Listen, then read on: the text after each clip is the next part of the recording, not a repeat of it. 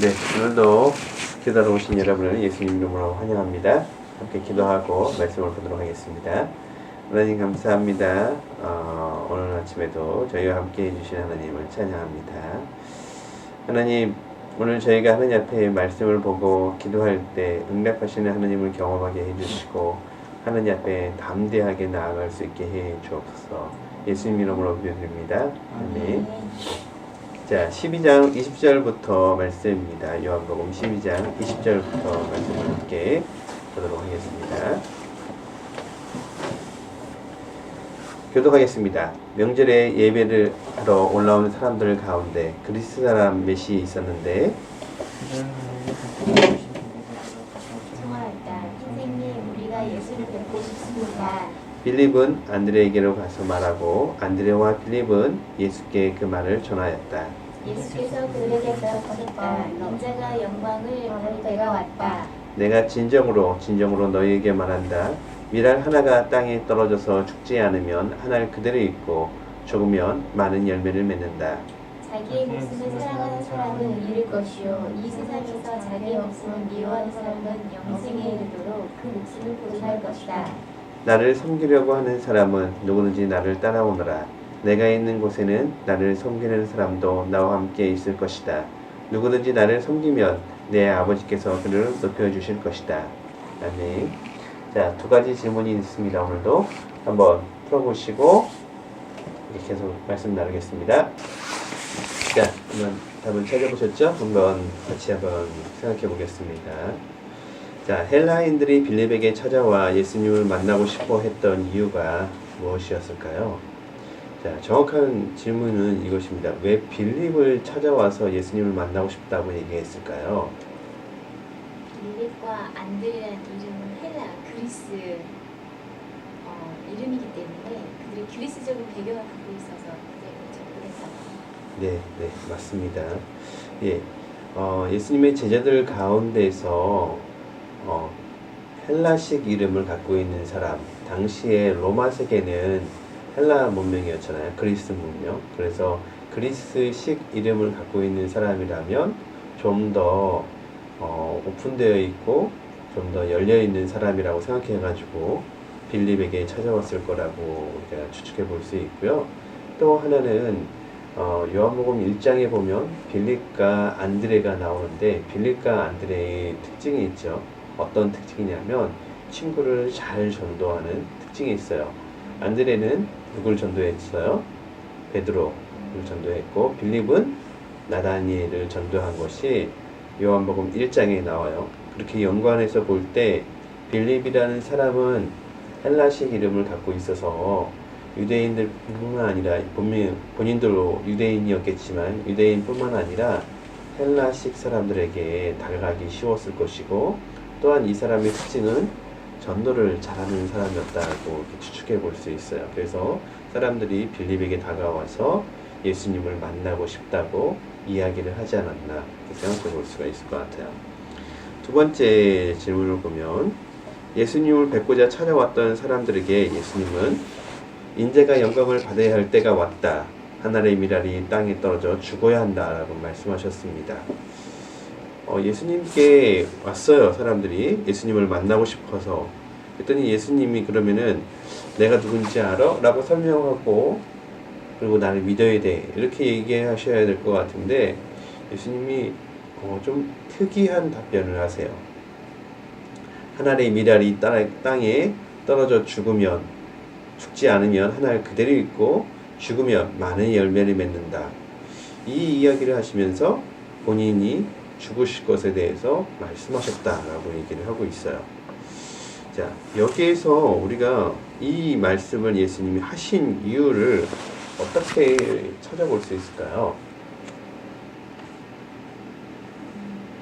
이방인들이 찾아올 정도의 시기면 예수님에 대해서 많이 소문이 퍼진 거고 그리고 이방인들이 정말로 예수님에게 다가와서 얻어내는 건 구원이기 때문에 예수님 그 구원에 대한 예수님이 해야 할 일을 해야 되는 때다 라고 하시는 게 맞는 거죠. 네, 좋습니다.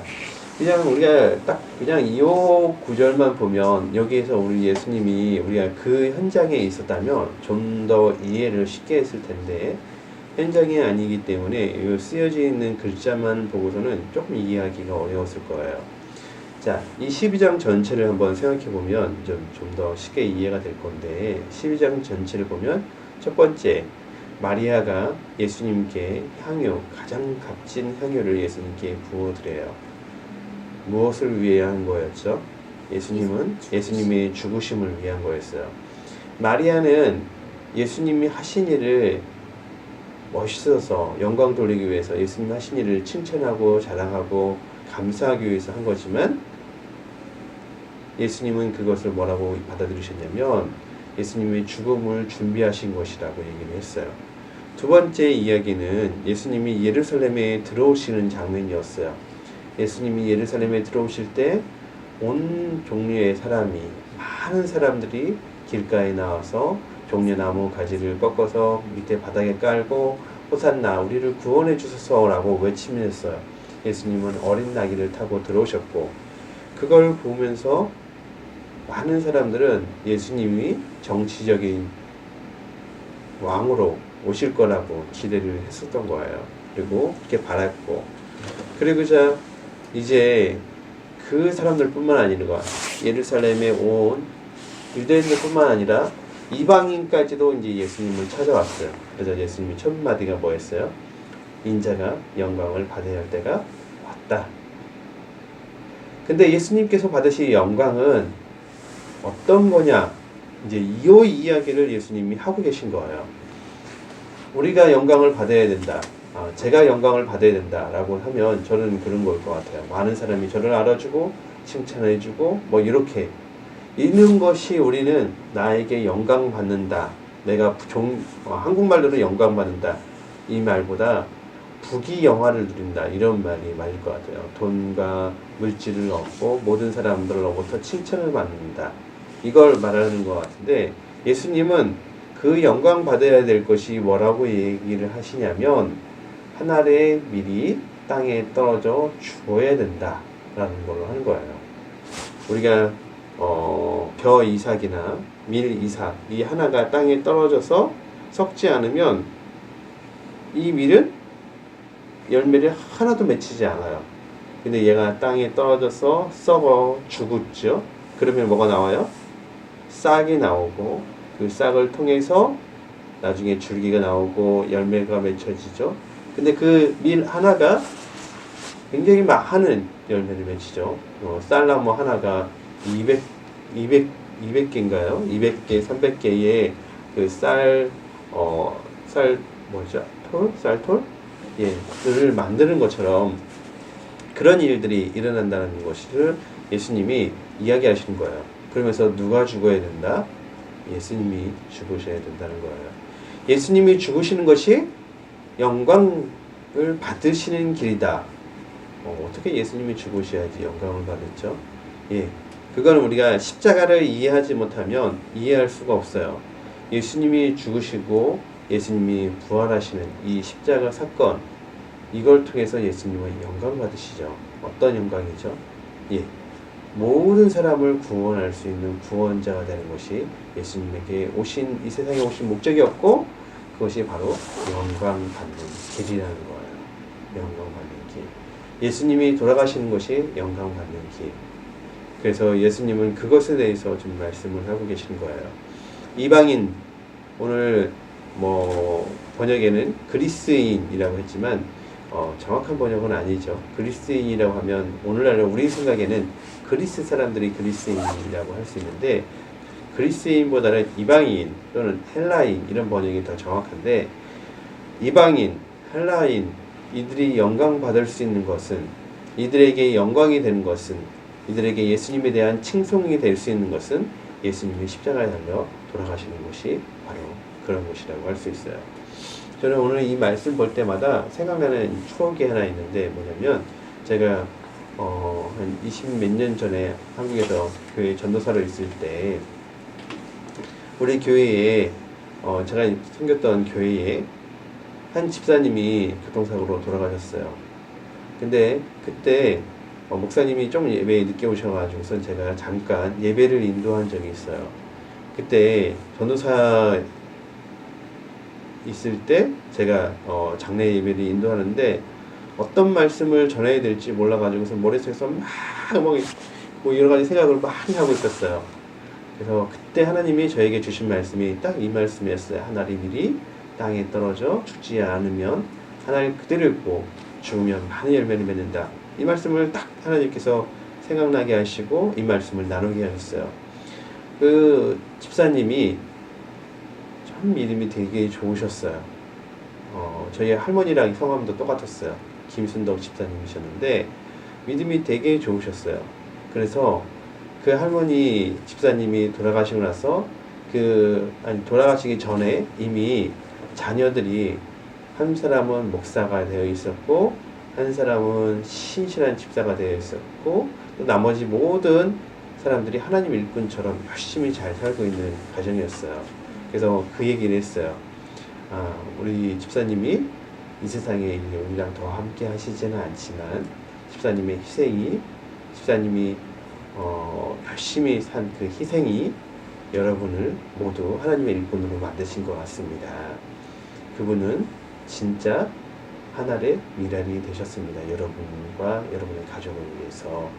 자, 이제 여러분이 집사님을 하늘나라를 보내면서 여러분이 하늘의 미랄이 되기로 작정하시고 기도하시고 함께 하나님 일꾼이 됩시다. 이렇게 설교를 했었어요, 제가. 했더니 모두 다 은혜를 받더라고요. 제가 오늘 말씀을 보니까 그 장면이 생각났어요. 오늘 여러분에게도 똑같은 이런 도전을 하고 싶어요. 우리가 희생하지 않으면 우리 주변에 열매를 맺히지 않아요.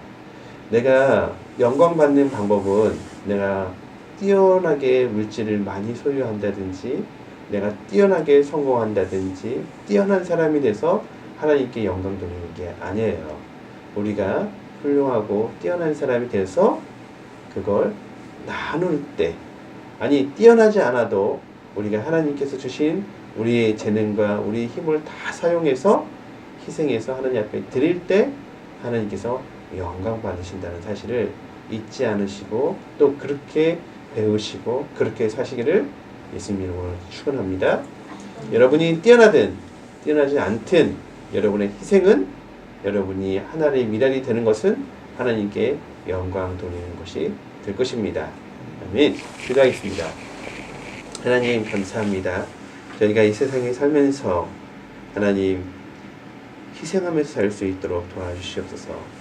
예수님이 영광 받으시는 것이 십자가의 길이었습니다. 십자가는 모든 사람들이 심지어 예수님도 마지막 날 기도하실 때 주님 제가 이걸 받고 싶지는 않습니다 라고 기도하셨습니다. 정말 어려운 길이었고 어려운 선택이었습니다. 하지만 그 길이 그 선택이 하나님께 영광 돌리는 것이었고 예수님께 영광 돌리는 것이었습니다. 저희도 마찬가지입니다. 저희가 이 세상에 살면서 희생하지 않으면 하나님 앞에 영광 돌릴 수가 없습니다. 하나님 저희가 희생하면서 하나님 앞에 살게 해 주시옵소서. 하나님 이 아침에 기도하러 온 이 백성들을 축복해 주시옵소서. 잠자는 것을 포기하고 하나님 앞에서 나왔습니다. 이 백성들을 축복하시고 이들의 이 헌신된 마음과 하나님 앞에 드리고자 원하는 마음을 축복해 주셔서 복을 가득 부어 주시고 이들의 기도에 응답해 주시옵소서. 예수님 이름으로 기도드립니다. 아멘.